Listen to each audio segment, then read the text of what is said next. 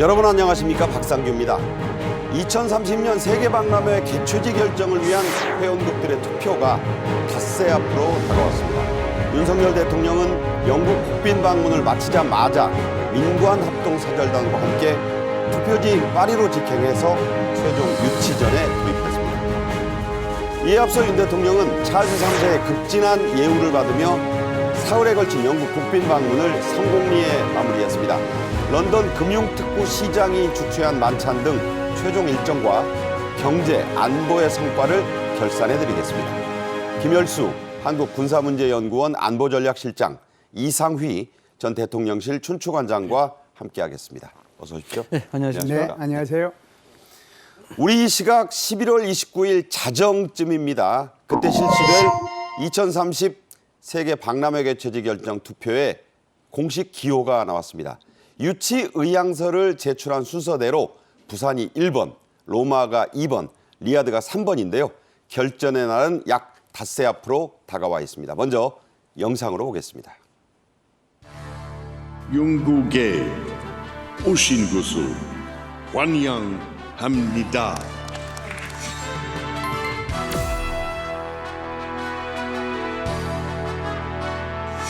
역사적 현장을 보게 되는 아주 감동이 있습니다.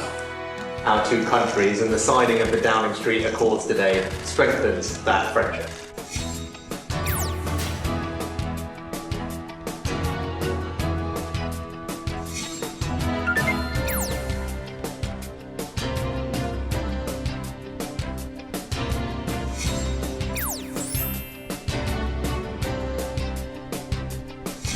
Busan is ready.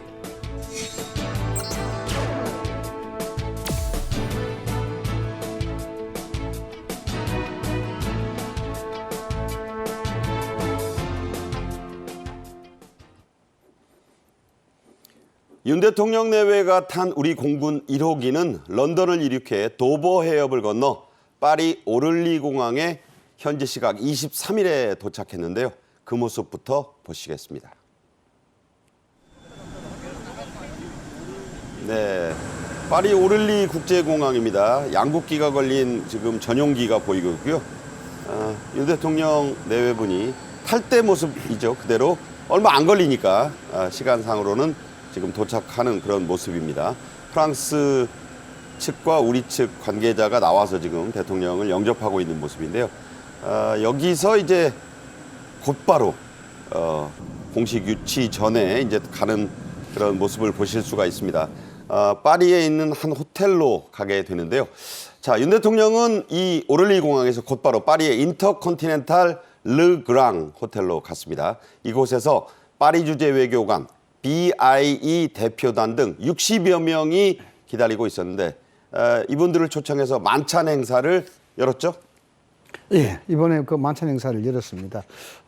그 만찬 행사를 통해서 결국 그 국빈 방문을 마치고 바로 이제 갔다는 것이거든요. 첫 번째로 윤 대통령이 어떠한 상황이든지 간에 이 유치 박람회, 부산 엑스포 유치에 대해서 최선을 다하겠다라는 그런 의지 표명인 동시에 막판에 5일 정도밖에 남지 않았습니다. 이 부분에 있어서 확실하게 BI 회원국들에게 각인을 시킬 수 있는 대통령이 직접 나서서 유치진에 뛰어드는 그런 모습을 보였기 때문에 그만큼 아주 뭐 치열한 각축전이 예상이 될 수밖에 없는 그런 지금 현장입니다. 네, 그림이 좀 아직 안 들어왔는데 저 호텔에서요, 교수님.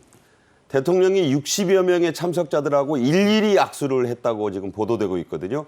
그 일일이 악수한 게 그만큼 대통령이 이제 그 성의를 보이는 그런 장면으로 봐야겠죠. 그렇죠. 지금 뭐 춘추관장님께서 말씀을 하셨지만 사실상 지금 그렇게 이제 뭐 표 차이가 많이 나거나 그런 정도가 아니거든요. 네. 그러니까 어떻게 보면은 이제 아주 절박한 상황이죠. 근데 통상은 이제 한 60여 명 대표 오면 그냥 전체적으로 이제 인사하고 이런 정도로 대통령이 끝낼 수도 있는데. 앞줄이나 뭐 하고요. 그렇죠. 지금 말씀하신 것처럼 한 명 한 명 손을 잡고 이게 이제 부탁을 하는 거죠. 그만큼 이제 우리가 절박하고 우리한테 표를 던져달라는 그런 신호였다 이렇게 볼 수가 있죠. 그러니까 대통령이 뒷줄까지 이렇게 다 와서 네. 모두 악수하는구나 그런 느낌을 아마 주기 위한 그런 전략적 행보가 아니었나 싶은데 자, 여기서 가장 궁금해지는 대목이 지금 판세는 어떤가 하는 겁니다.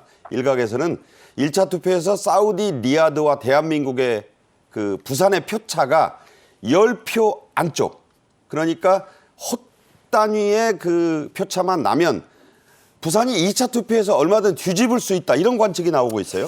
지금 판세가 가장 중요한 것 아니겠습니까? 지금 판세는 뭐 언론에 여러 가지 보도가 되고 있습니다만 49대 51 이 구도라고 이야기를 합니다. 그만큼 네. 치열한 각축전인데 솔직히 49가 이제 한국 쪽이라 보고 있고 51이 사우디 쪽이다 이렇게 보고 있습니다. 이 이유는 사우디가 워낙 이 5.1문이라든가 또 일찍부터 이 유치전에 뛰어들었기 때문에 후발주자인 우리로서는 조금 불리한 형국이다 이렇게 보는데 네. 우리 쪽의 전략은 이렇습니다. 1차 투표에서 이탈리아, 로마, 사우디, 그다음에 우리나라 이렇게 참여한단 말이죠. 1차 투표에서 과반, 즉 3분의 2를 넘지 않게 되면 2차 투표로 가게 됩니다. 2차 투표로 가게 되면은 여기서 우리가 뒤집을 수 있는 반전의 카드가 있다라고 보는 것이죠. 즉 3분의 2 정도 표를 사우디가 받지 않으면은 여기서 이탈되는 이탈리아, 로마를 지지했던 표, 그리고 사우디와의 먼저 약속에 있어서 우리나라에 부담을 느꼈던 좀 긍정적인 표, 이런 것 표들을 좀 끌어모으게 되면은 대역전극을 펼칠 수 있다 이렇게 볼 수가 있는 겁니다. 그래서 대통령이 직접 60여 명이 일일이 손을 잡고 유치전에 대한 당부를 하고 여기에 대해서 좀 부탁이 이야기하는 그런 모습, 그만큼 우리에게 반전의 카드가 충분하게 있다라는 것을 시사하는 바다 이렇게 볼 수 있는 겁니다. 네. 예. 파리 현지 시각으로 11월 28일 오후 4시, 우리 시각으로는 29일 0시부터 1차 투표가 시작이 되는데 이게 전자투표로 이루어지거든요.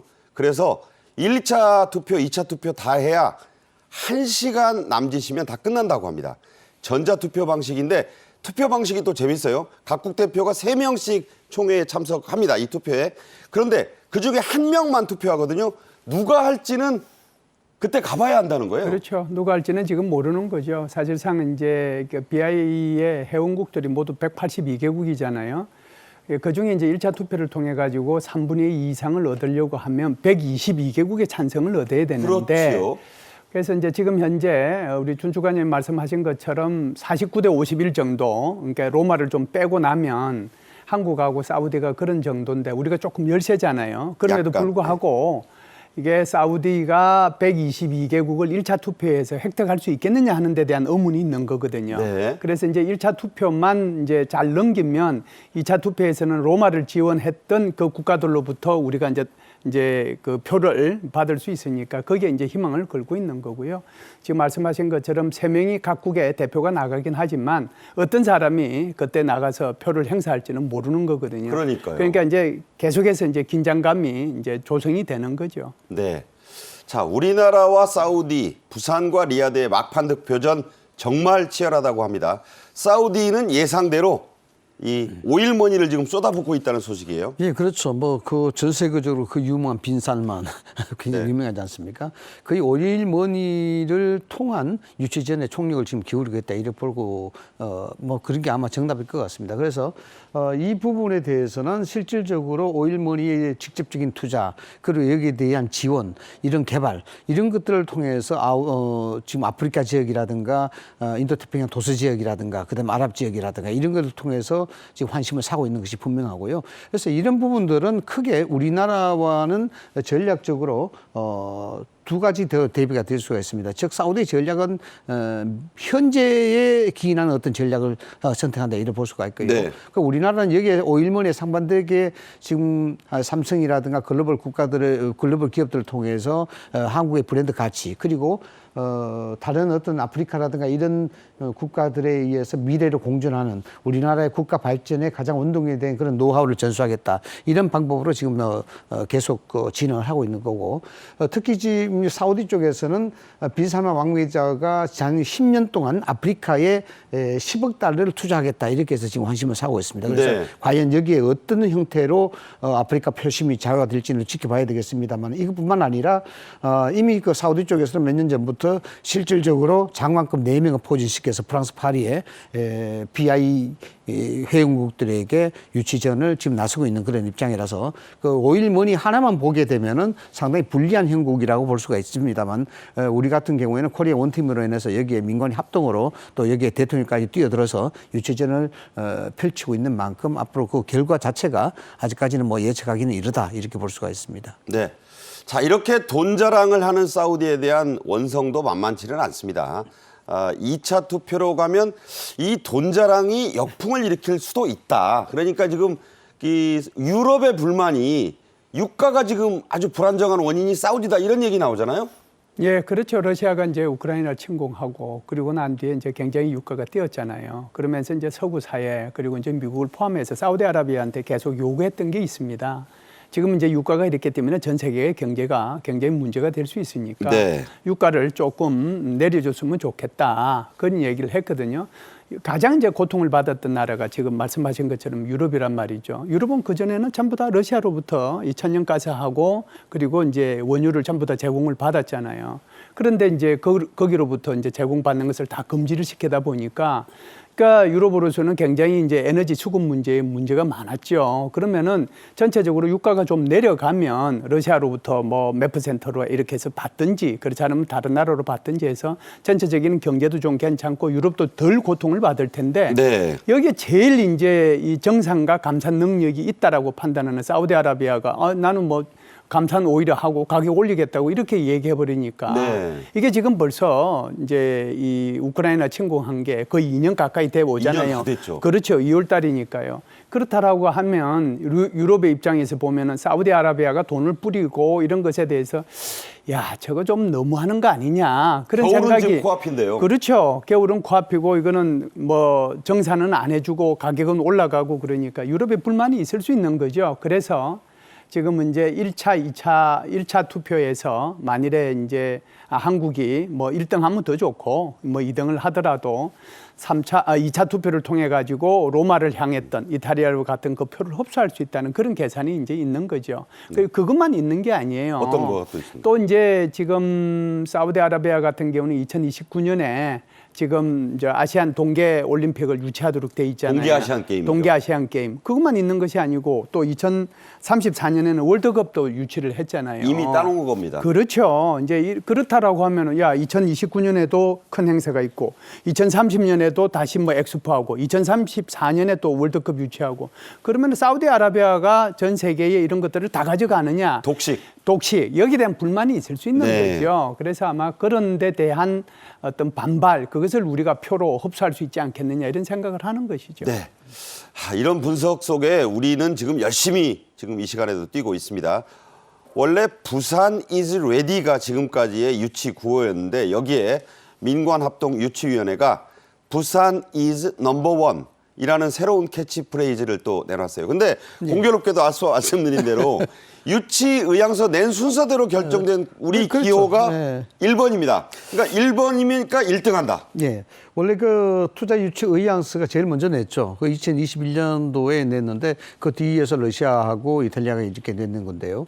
그 결국 뭐 이런 걸로 봐야 되겠습니다. 뭐 기호 배정 자체가 유치국 결정이 결정타냐 뭐 이렇게 보지는 않습니다만 모든 것이 그 기운, 기세 아니겠습니까? 그렇죠. 그런 것들을 본다 그러면은 이번에 또 투자 유치를 하겠다는 의향서 제출도 1번이지만 실질적으로 투표에 대한 기호도 1번입니다. 그리고 PT 하는 순서도 1번이고요. 그러니까요. 그래서 모든 것이 넘버 원입니다. 그 트리플 그렇죠. 1이죠. 그러니까. 트리플 1이죠. 뭐 그런 기세를 본다 그러면 이런 것들이 우리가 꼭 유치 전에 있어서 확실한 성과를 거두겠다라는 의지 표명이고 또 이런 것들이 회원국들에게 좀 각인이 되면은 뭔가 모르게 한국을 바라보는 그런 어떤 홍보적인 측면에서 상당히 효과가 있다 이렇게 보는 것이죠. 그래서 코리아즈 레디에서 코리아즈 레디를 이제 그것을 없애는 것이 아니라 여기 보완해서 부산 이제 넘버 원이라는 어떤 코리아 원팀의 홍보 효과를 좀 더 극대화하기 위한 그런 홍보 전략 캐치프레이즈다 이렇게 이제 해석이 되는 겁니다. 그 우리가 뭐 선거할 때도 그러잖아요. 엄지척하면서 제가 1번인데 찍어주십시오. 1번이 1등 하겠습니다. 이거 말하기도 좋아요. 제 생각입니다만. 파리 현지 시각 28일 오후 4시부터 이제 그 투표는 시작되고 그 이전에 각 나라별로 20분씩의 최종 그러니까 5번째가 되네요. 이 PT 프레젠테이션이 진행이 됩니다. 우리나라는 일찌감치부터 국제적인 영향력을 가진 인사가 연사로 나서간다 이런 예고를 해놓은 상태입니다. 그래서 자연스럽게 나오는 이름 반기문 전 유엔 사무총장이네요. 네, 그렇죠. 우리 대통령께서는 지난 6월 달에 제4차 이 BI 총회가 있었잖아요. 그때 이제 대통령이 직접 영어로 프레젠테이션을 했어요. 네. 그때 프레젠테이션을 했는데 이번에 또 프레젠테이션을 하는 것이 유리하냐? 대통령이. 그렇죠. 네. 대통령이 직접. 그렇지 않으면 대통령이 거기에 갔지만 오히려 전 세계적으로 훨씬 더知名도가 있고 유명하고 그리고 그 사람 말 한마디 한마디가 굉장히 영향력을 발휘할 수 있는 어떤 사람이 이제 더 적합한 것이냐라고 이제 가지고 고민을 했던 거죠. 그러니까 아시다시피 이제 반기문 유엔 사무총장은 5년 임기가 2번인데 10년 동안 유엔 사무총장을 했잖아요. 그렇죠. 그러면서 이제 이 서구 지역뿐만 아니고 아메리카 그리고 남미어 그리고 이제 아프리카 이런 데 대해서도 굉장히 영향력을 많이 발휘하신 분이고 지금도 그 영향력은 계속 있는 거거든요. 네. 그렇다라고 하면은 오히려 그런 나라들을 공략하는데 반기문 사무총장이 등단하는 것이 오히려 낫지 않느냐 이런 생각을 한 것이죠. 그렇기 때문에 아마 반기문 사무총장님도 거기 가신 것 같은데 제가 볼 때는 반기문 사무총장님이 제5차 프레젠테이션을 하시지 않겠는가 이렇게 보죠. 네, 그와 함께 그 나승현 씨라고 네네. 평창 동계올림픽 때 대변인으로 그 유명해진 아주 네네. 영어가 유창하잖아요. 국제적 지명도도 있고 후보군으로 거론은 되고 있어요. 그분이 이제 그때 당시에 이게 영어 유창하기도 하고 굉장히 좋은 인상을 줘서 세계적으로 이제 이름이 이제 날려진 거죠. 그렇기 때문에 아마 그분의 영향력 또는 그분의 일부 프레젠테이션의 담당 이런 것들도 있을 수 있다라고 봐야죠. 네, 물론 베일은 그날 가봐야 압니다. 저희는 예측을 지금 하고 있는 겁니다. 2030 부산 엑스포가 유치가 된다면 이 경제 사회적 효과 과연 어느 정도나 될지 이게 그냥 막연히 하는 소리가 아니고 분석이 지금 나와 있죠? 네, 분석이 나와 있습니다. 2015년도에 이미 이 부분에 대해서 발표를 했는데요. 산업연구원이 발표를 했습니다. 2030 부산 등록 엑스포 유치 시 타당성 기초조사라는 그런 자료에서 이 부분이 이미 알려졌는데 우선적으로 뭐 수치보다도 심리적인 요인도 굉장히 기대가 큽니다. 왜냐하면 경제는 심리라고 이야기했듯이 현재 일고 있는 글로벌 경제 위기라든가 국내 경기에 어떤 저조 이런 부분들이 부산 엑스포 유치가 아마 결정이 되게 되면은 여기는 심리적인 반등 효과 이런 것들이 좀 상당하리라 이렇게 기대가 되는 거고 우선적으로 부산은 수치적으로 봐서도 상전벽해의 변화를 맞이할 것이다. 네. 이렇게 봅니다. 나타나는 수치가 약 61조 원의 경제 효과, 그러니까요. 50만 명 이상의 고용 창출이 된다. 그러니까요. 이것만 해도 엄청난 변화가 볼 수가 있겠죠. 산업영혼의 구체적인 어떤 수치를 보면요.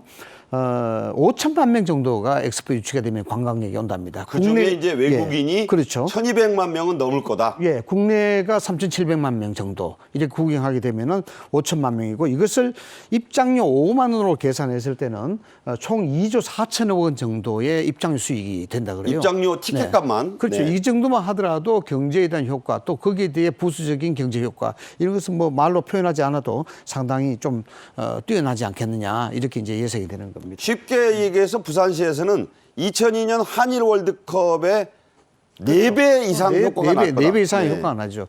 그래서 이 부분에 있어서 한 외국 정상은 지난번 유엔 때 대통령이 이게 유치 활동을 하면서 직접 대면 설득을 많이 했었거든요. 외국 정상들하고. 네네. 그 당시에 어떤 정상이 그런 말을 했다 그래요. 윤석열 대통령의 유치전을 보고 이 부분에 대해서 상당한 열의를 갖고 있구나 하는 동시에 이제까지 한국이 아시아의 4마리 용 중에 한 마리인 줄 알았는데 이제 정글의 사자가 된 느낌이다. 정글의 사자. 예, 사자가 된 느낌이다. 네. 그래서 부산 엑스포를 통해서 우리가 얻을 수 있는 것들은 경제적 효과뿐만 아니라 국격에 대한 부분들도 이것을 금액으로 산출하지 못할 정도의 상당한 이익을 얻을 수 있다. 이렇게 우리가 해석을 하면 될 것 같습니다. 네. 예. 우리 국민이 느끼게 될 자부심은 여기에 더한 것이 아니니까 그야말로 효과는 돈만으로 따질 게 아닙니다. 대통령은 뭐 2번씩이나 지금 파리를 찾았고 지금도 열심히 뛰고 있고요. 한덕수 국무총리도 매일같이 4, 5개국의 정상급 인사들과 늦은 밤 일각에서 나온 얘기는 자정이 넘게 통화를 하면서 지지를 호소하고 있다는데 찾아간 나라가 100개국이 넘어요. 예, 한국이 이제 어떤 국제적인 이제 행사를 이렇게 유치하려고 하면 사실상 뭐 민관이 똘똘 뭉쳐가지고 코리아 원팀으로 이제 항상 활동을 해왔습니다.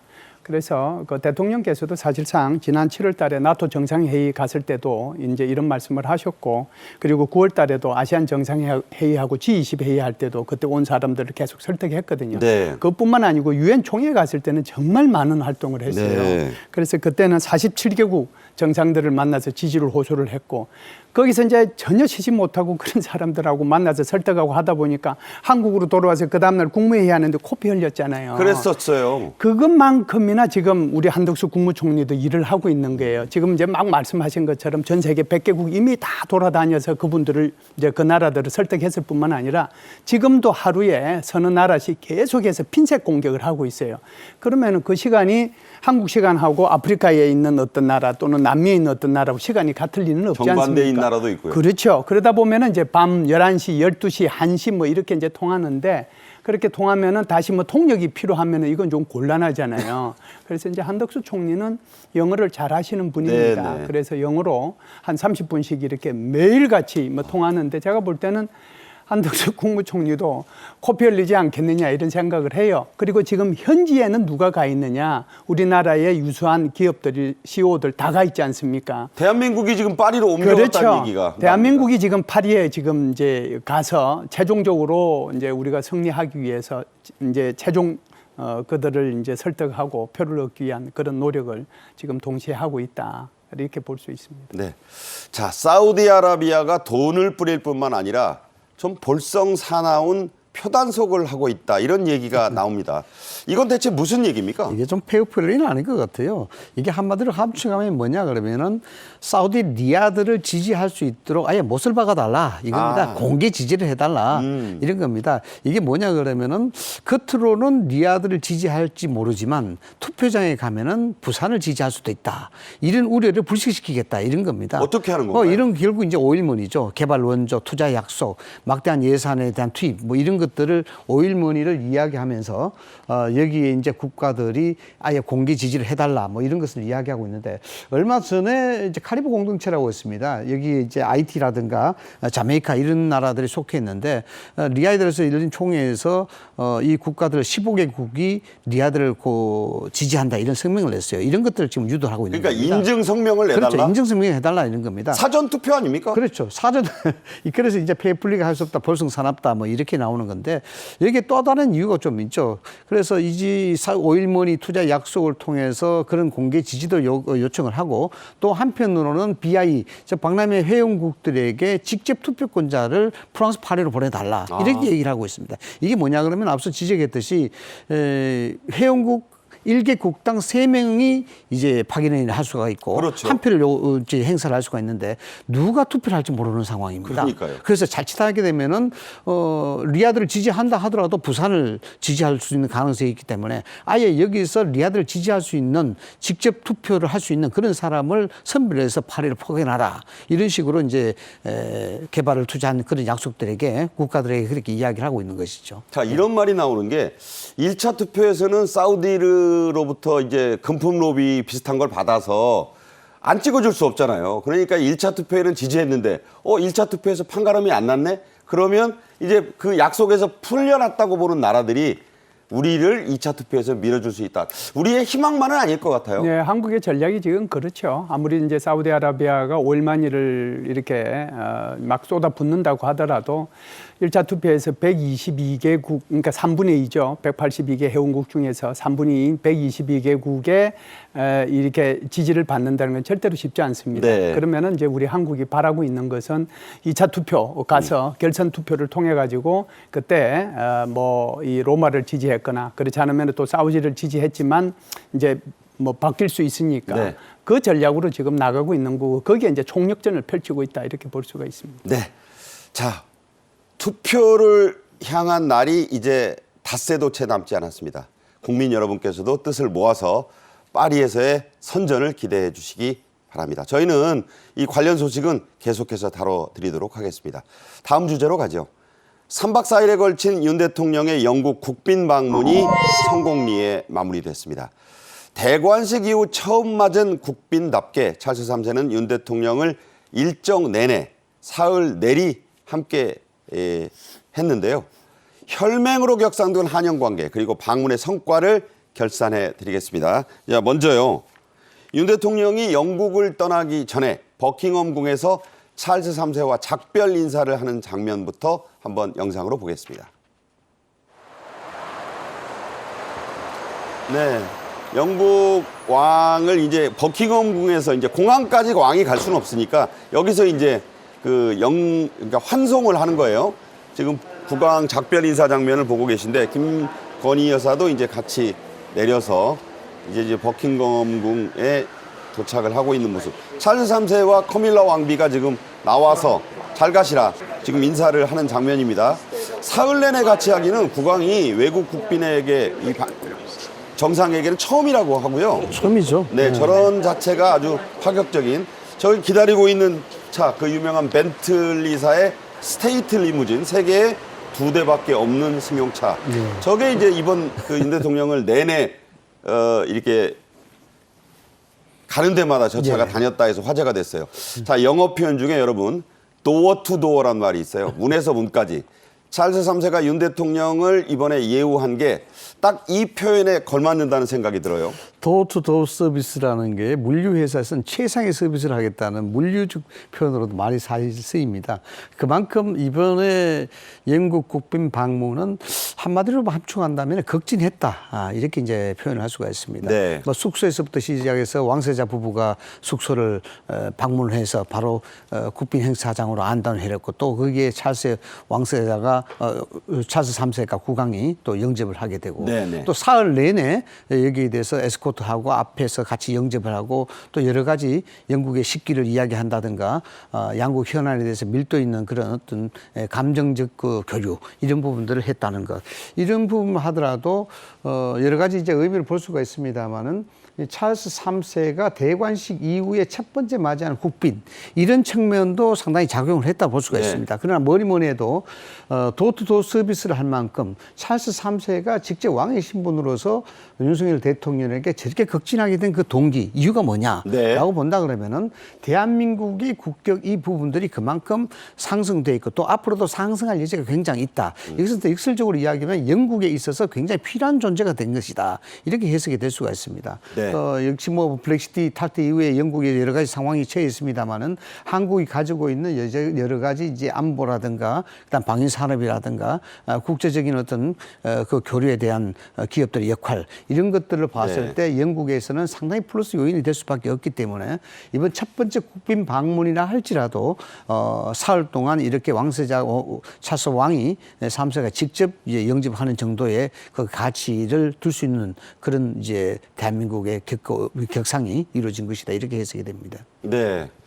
찰스 3세는 윤 대통령에게 국빈 방문의 세세한 일정까지 짚어가면서 감사항을 물었는데요. 그 한 대목을 저희가 그래픽으로 정리해 드리겠습니다. 수낙 총리와의 정상회담은 어떠셨냐? 길드홀 만찬은 어떠셨냐? 왕립학회에서 행사가 어떠셨냐? 자, 유익하셨느냐? 이렇게까지 이제 행사에 대해서 일일이 물었고 윤 대통령은 새로운 협력의 장을 열게 돼 기쁩니다.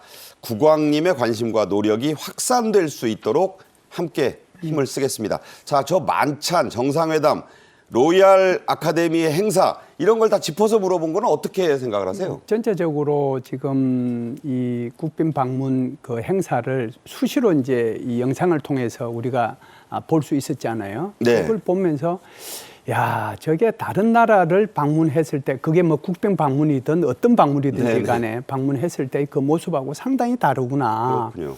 소위 말해서 그 화려했던 대영 제국의 모습을 다시 보는 것 같은 그것을 이제 그 대영 제국의 그 모습을 여러 가지 이제 황금마차를 포함해가지고 네. 그 오래된 식기들을 이렇게 보면서 영국이 할 수 있는 모든 정성을 우리 대한민국 대통령한테 쏟아붓고 있구나 그런 네. 생각을 가졌거든요. 게다가 지금 이제 3일 동안 영국 국왕이잖아요. 그렇죠. 찰스 3세가 뭐 나이도 적지 않은데 계속해서 이제 우리 대통령하고 저렇게 시간을 보냈다는 것은 굉장히 이제 한국의 위상이 그만큼 컸다는 것을 의미하는 뿐만 아니라 마지막 떠나는 순간까지도 정말 괜찮았느냐, 좋았느냐라고 이렇게 질문을 할 정도였으니까요. 네네. 우리는 이제 반대로 영국의 이런 찰스 3세가 우리 대통령한테 해준 그런 그 어떻게 보면은 대우, 예우 그런 데 대해서 우리가 잘 받았다라고 생각하는 것도 좋지만 오히려 그분들한테 감사하다는 그런 생각도 동시에 가질 필요는 있다 이렇게 봅니다. 네, 그렇군요. 윤 대통령은 찰스 3세와의 만찬, 뭐 앞서 오찬도 있었습니다만 런던의 로드 메이어 만찬에도 참석을 했습니다. 이 로드 메이어라는 게 이제 여러분 생소하실 텐데 영국 금융 특구를 관장하는 시장이다. 그래서 로드 메이어예요. 이게 영국 방문의 마지막 날 만찬이었는데 이것도 특이한 그 행사로 우리 국민들 보실 것 같아요. 특이죠. 뭐 마지막 행사의 일종의 이번 행사의 방점을 찍었다. 뭐 이렇게 해석이 될 수가 있는데 런던 금융 특구 시장입니다. 이것은 시티 오브 런던으로 표현이 됩니다. 이것도 버킹엄처럼 사실상 영국의 랜드마크 형태로 이야기되고 있는데 쉽게 말씀을 드리자면은 세계 글로벌 금융 시장의 중요한 시장 중에 하나다. 네. 이렇게 볼 수가 있습니다. 모든 금융 또 상당 유수 기업들의 본사가 여기에 밀집되어 있는 그런 지역이라고 볼 수가 있겠죠. 복장이 옛날 또 클래식한 영국의 그 복장을 그래도 입고 왔어요. 예, 한 400명 정도가 참석을 했습니다. 영국의 산업통상부 장관을 비롯해서 뭐 시장도 참석을 했고요. 전체 인원은 600이었다고 합니다. 예. 네. 근데 여기에 또 우리나라 기업인들도 대거 참석했죠. 삼성 이재용 회장부터 시작해서 SK 회장도 참석을 해서 서로 교류를 하는 그런 시대 그 장면을 많이 연출했었는데 길드홀입니다. 런던 금융특구의 본청입니다. 이게 제가 있는 장소가 네. 길드홀인데 여기서 또 윤석열 대통령이 피로매전 우정과 보편적 가치를 공유하고 영국과 한국은 서로 신뢰하는 최적의 파트너가 될 것이다. 여기에 인권, 법치, 민주주의 이런 가치적 공유에 대해서 다시 한번 이야기를 했고요. 또 앞으로 다우닝가의 합의에서 나오는 어떤 형태처럼 앞으로 상당한 협력, 경제, 금융 쪽에서 포괄적으로 협력할 수 있는 길이 다음 세대까지 이어질 수 있을 것이다라는 그런 이야기까지 하고 상당히 좀 뭐 분위기가 좋았다 그러죠. 네. 교수님, 이거 보면 물론 왕실 만찬만큼의 번쩍번쩍하는 거는 좀 덜했는데 저 또 로드메이어 만찬은 그 나름의 또 이 길드라는 그 전통도 있고요. 그야말로 그 세계 금융의 뿌리를 보는 그런 만찬 그런 느낌도 받는 거 아닙니까? 아, 그럼요. 지금 이제 아까도 이제 말씀이 있었습니다만은 이제 영국 국왕이 국빈 만찬을 하게 되면 이게 이제 전통적으로 이런 이제 길드 만찬을 하게 되니까 결국 이제 어떻게 보면은 국빈 만찬이 두 번 있게 되는 거죠. 그 두 번째는 조금 이제 좀 자유스러운 상태에서 길드의 전통을 이렇게 지켜가면서 하는 그런 행사였는데 거기서는 뭐 아주 편안하게 좀 얘기 서로가 할 수 있고 결국은 이제 양국 간의 그런 어떤 뭐 경제 그런 문제에 대해서 좀 더 논의를 할 수 있는 기회가 된다라고 볼 수 있죠. 자, 이 자리에서요 재밌는 얘기가 많이 나왔습니다. 이 마이넬리 런던 금융특구 시장이 이런 얘기했어요. 한국 김치 저 너무 좋아합니다. 그리고 모 방송사 드라마 이상한 변호사 우영우 정말 재밌게 봤습니다. 불국사 참 멋있고 아름답더군요. 이런 말을 했고 그 다음이 더 놀라운 말이 나왔습니다.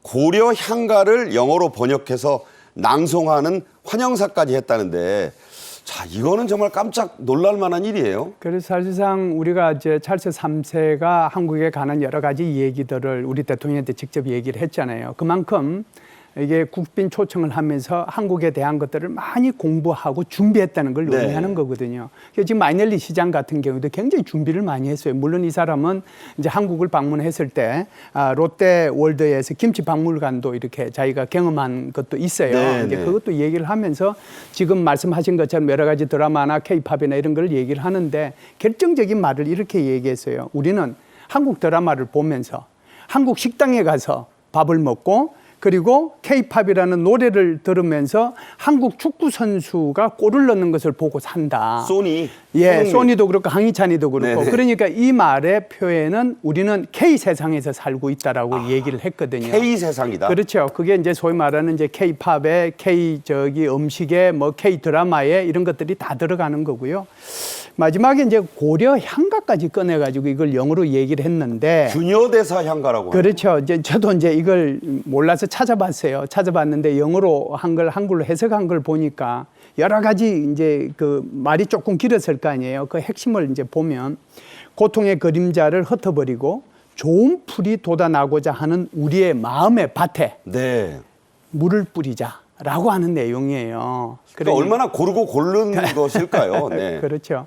그래서 이제 한국과 이런 그 영국 사이에 훨씬 더 좋은 풀이 돋아날 수 있도록 우리가 물을 뿌려가면서 그 관계를 더욱더 강화해 나가자 하는 것을 고려 향가를 통해 가지고 이렇게 말씀을 하셨다라고 볼 수 있습니다. 네. 이번 그 왕실 만찬의 주인공 중에 하나가 블랙핑크 멤버였습니다. 4명이 다 참석을 했고요. 이 만찬이 끝난 뒤에 저희가 보도해드린 대로 대영 제국 훈장까지 찰스 3세가 수여를 했죠. 영국 왕실은요, 수요일이면 블랙핑크를 듣는다면서 SNS에, 전용 SNS에 블랙핑크 노래를 연주하는 모습까지 SNS에 올렸습니다. 왕실 그 연주인데 한번 잠깐 같이 보겠습니다.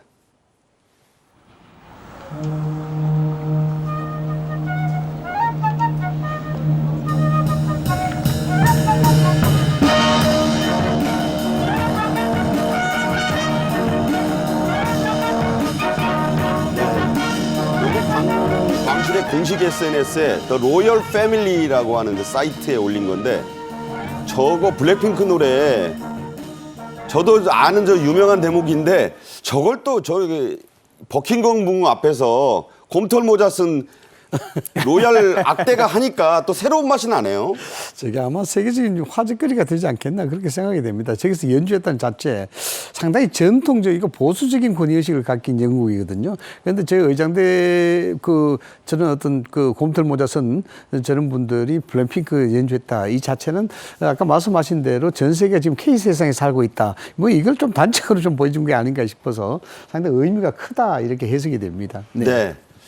자, 블랙핑크 얘기에 이어서요. 윤 대통령의 영국 국빈 방문 소식은 영국의 BBC 방송, 또 로이터, 인디펜던트, 텔레그래프 등 영국의 주요 언론들이 매우 상세하게 보도를 했습니다. 좌파 우파 가릴 것 없이 모두 대서특필한 게 또 이색적인데 내용이 어떤 것들이었습니까? 네, 3박 4일 내내 사실 대서특필이 됐습니다. 뭐 방금 말씀하셨습니다만 영국에 이제 좌파 우파 매체가 있는데 그 중에서도 인디펜던트 같은 일간지 같은 경우에는 대표적인 좌파 매체로 이제 이야기가 되고 있는데 그렇죠. 그 매체에서도 한국은 전쟁의 패에서 번영한 국가로 기적을 낳았다 이렇게 지금 이야기를 하고 있고요. BBC 같은 경우에도 우리 쪽에서는 약간 좀 비판적 기류를 많이 유지해주는 그런 어떤 방송으로 볼 수가 있습니다만 찰스 3세 대관 시국의 첫 국빈이다. 한영의 새로운 미래를 열었다. 이런 형태로 해서 대대적인 보도를 좀 많이 했습니다. 이 밖에도 유수 언론들이 이번 윤석열 대통령의 국빈 방문 자체의 그 의미를 굉장히 심도 있게 조명했고 분석 기사까지 많이 실어줬다. 이렇게 볼 수가 있습니다. 특히 이제 좌파 말씀을 드렸습니다만 좌파 언론에서도 이런 저게 이제 인디펜던트 보도가 아주 그렇죠. 네, 저런 부분들이 우리가 좀 더 본받아야 될 부분이 아닌가라는 생각도 없지 않아 듭니다. 어쨌든 국빈 방문이 양국의 우호를 정진한 상징적인 부분이긴 합니다만 그 이면에는 정치, 경제적, 문화적 여러 가지 상호 이익이 공동으로 도모가 되어 있다 이렇게 봐야 되겠죠. 네. 그런 차원에서 영국은 우파적 시각과 좌파적 시각이 국익적 가운데서 상당히 좀 일치를 보고 있는 그런 면이 아닐까 싶어서 좀 우리가 우리 대한민국의 언론 현실도 어느 정도는 좀 본받아야 되지 않을까 하는 생각도 가져봅니다. 네. 국가이익 앞에서는 여야가 따로 없는 영국 특유의 전통이 살아난 그런 대목이다. 이렇게 평가하는 곳도 있습니다. 자, AP, 프랑스의 AFP, 블룸버그 등 서방의 유수 언론들, 그리고 닉게이, 산케이 등 일본 언론들도 이 소식을 아주 비중 있게 보도를 했죠. 예, 뭐 영국뿐만 아니고 미국하고 프랑스 언론들도 관심을 많이 가졌고요. 그리고 이제 바로 이웃 나라 일본도 여기에 대해서 관심을 많이 가졌습니다. 그래서 뭐 소위 이제 우리 윤 대통령께서 국빈으로 처음으로 초청됐다라고 하는 것을 이제 주로 보도를 많이 했고요. 두 번째는 사실상 이 윤 대통령의 3박 4일의 일정을 그대로 이제 소개하는 그런 이제 그 외신들도 많이 있었고요. 네. 그리고 이제 그 이 31건의 소위 말하는 MOU 체결하는 거, 네. 그 내용도 이제 보도를 하면서 한국이 영국에 이제 한 260억 달러 이렇게 투자를 했거든요. 그 투자를 한다는 MOU도 체결이 됐는데 일본 같은 경우는 여기에 초점을 두고 또 네. 보도를 하기도 했죠. 그래서 이것은 단지 미국 저기 영국뿐만 아니고 미국이나 프랑스 또는 일본 등 서방 세계에서도 굉장히 윤 대통령의 영국 방문을 비중 있게 다루었다 이렇게 볼 수가 있습니다. 네. 자, 이제 성과 얘기를 좀 결산하겠습니다. 다우닝가 합의로, 다우닝가 스트리트로 명명된, 어코드로 명명된 한영 어코드 얘기를 해보겠습니다. 한영 자유무역협정, 즉 FTA의 개선, 업그레이드 협상이 본격적으로 시작된 것. 이게 가장 큰 성과라는 시각이에요. 네, 이번 사실 그 영국 국빈 방문의 가장 핵심 자체가 이 다우닝가의 합의다 이렇게 봐야 됩니다. 그래서 찰스 3세 국왕도 그 프랑스 방문, 프랑스로 출국하기 이전에 그 총리와의 대담 결과가 어땠느냐 이렇게 의향을 물어볼 정도로 굉장히 비중이 있었죠. 우선 다우닝가의 합의만 살펴본다 그러면은 양국 간의 관계가 격상이 됐습니다. 이게 포괄적 창의적 동반자 관계에서 글로벌 전략적 동맹 관계, 실질적인 동맹 관계가 완전하게 한 단계 격상이 됐고 그만큼 앞으로 정치, 경제, 문화, 군사까지도 교류할 수 있는 폭들이 예전보다는 훨씬 비교할 수 정도 높아졌다 이렇게 볼 수가 있고요. 또 여기에 공동 의지가 천명이 됐습니다. 그 공동 의지 천명이 뭐냐면은 북핵과 한반도 문제, 그리고 기후 문제, 우크라이나 사태에 대한 문제, 이 부분에 있어서 한국과 그 기조 자체가 같다는 것을 의지를 천명했습니다. 방금 말씀하신 대로 뭐 여러 가지 FTA에 대한 개선 이런 부분도 있는데 이런 부분들이 복잡한 어떤 행정 이런 부분들을 앞으로 간소화하자. 또 그리고 세관 절차를 디지털화하자. 뭐 이런 뜻에서 양국 간 FTA 개선에 대한 부분들도 합의가 되는 부분이 있고요. 무엇보다도 국방, 안보, 방위 산업에 대한 협력 분야가 굉장히 진전이 됐다 이렇게 이제 평가를 할 수가 있습니다. 네, 바로 그 부분인데요. 우리나라와 영국의 외교 국방장관 간의 이른바 2+2 회의체가 신설이 된 성과, 그리고 합동 군사훈련을 확대한다는 것, 이것도 역시 주요 성과로 꼽힐만 하죠. 네, 지금 이제 말씀하셨다시피 이번에 그 영국 방문을 통해 가지고 한영 간에는 한국과 영국 저기 간에는 글로벌 전략적 동반자 관계로 격상이 됐잖아요. 그러면서 이제 2+2 회담을 이제 하자라고 그랬는데 한국이 지금 다른 나라와 외교 국방 장관끼리의 2+2 회담하는 나라는 딱 두 나라가 있습니다. 어디입니까? 하나는 미국이고 하나는 저기 호주예요. 네. 근데 드디어 이제 세 번째로 이 한국과 저기 영국 사이에 2+2 회담을 하자라고 하는 것은 굉장히 큰 성과고요. 두 번째는 이제 지금 국방 협력에 대해서 MOU도 이제 많이 체결을 했지만 그보다는 또 어떻게 보면은 한국하고 이 북한에 대한 어떤 대북 제재 이 문제에 대해서 공동으로 이제 순찰도 좀 하고 강화해 나가자. 이게 이제 훈련도 더 확대해 나가고 네네. 이뿐만이 아니고 사이버 위협에 대한 대응도 공동으로 해 나가자. 뭐 이것이 이제 이번에 국방 분야, 안보 국방 분야에서 가장 큰 소득이다 이렇게 볼 수가 있겠습니다. 네, MOU라든가 이런 경제 성과만이 아니라 우리가 혈맹 관계를 재확인하면서 군사 협력에 대한 지평을 넓힌 것도 주요 성과로 꼽을 만하다 이런 말씀이었습니다. 윤 대통령은 영국 방문 첫 일정인 동포 간담회에서부터 우리나라와 영국의 협력 강화 그리고 공조 확대를 시사했죠. 다시 들어보겠습니다. 우리나라가 전쟁의 폐허에서 우뚝 일어서 기적과도 같은 압축 성장을 이루어내는데도 영국은 늘 대한민국과 함께하며 우리의 산업과 기술 인프라 구축 과정을 도왔습니다. 양국의 협력 지평을 AI, 원전, 바이오, 우주, 반도체, 청정에너지 등 첨단 과학기술 분야로도 대폭 확대해 나갈 것입니다. 네, 말씀하신 대로 이 체결된 MOU가 31건, 금액이 약 2,700억 원 규모인데 특히 원전, 이 상용 원전의 종주국이 영국입니다. 그 원전 협력 분야에 9개 MOU가 체결이 됐는데 참 문제는 그 예산이 지금 우리나라에서는 원전 예산이 뭐 정책 때문에 좀 삭감이 되고 해서 국내 정치권의 협력이 지금 중요한 화두로 떠올랐어요. 예, 이 문제가 본격적으로 우리 쪽에서도 많이 거론이 되지 않겠나 이렇게 봅니다. 원래 사실상 영국은 우리와 경제적 협력 발전에 잠재력이 굉장히 큰 국가입니다.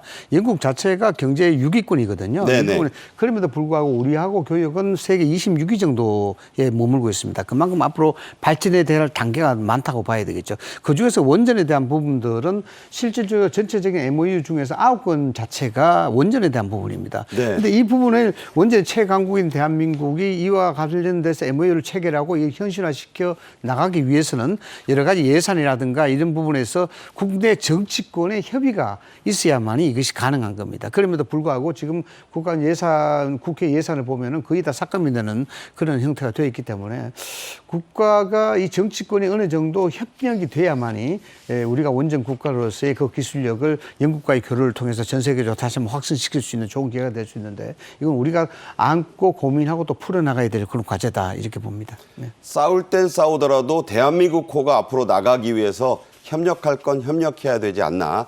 여야가 원만한 합의를 통해서 이 부분에 대한 그 어떤 성과를 도출할 수 있기를 기대해 보면서 오늘 말씀을 줄이겠습니다. 김열수 한국국가문제연구원 한보전략실장, 이상휘 전 대통령실 춘추관장과 함께 말씀 나눴습니다. 고맙습니다. 감사합니다. 네, 잘 들었습니다. 네. 정책엔 이슈가 준비한 오늘의 소식은 여기까지입니다. 오늘도 시청해 주신 여러분 감사합니다.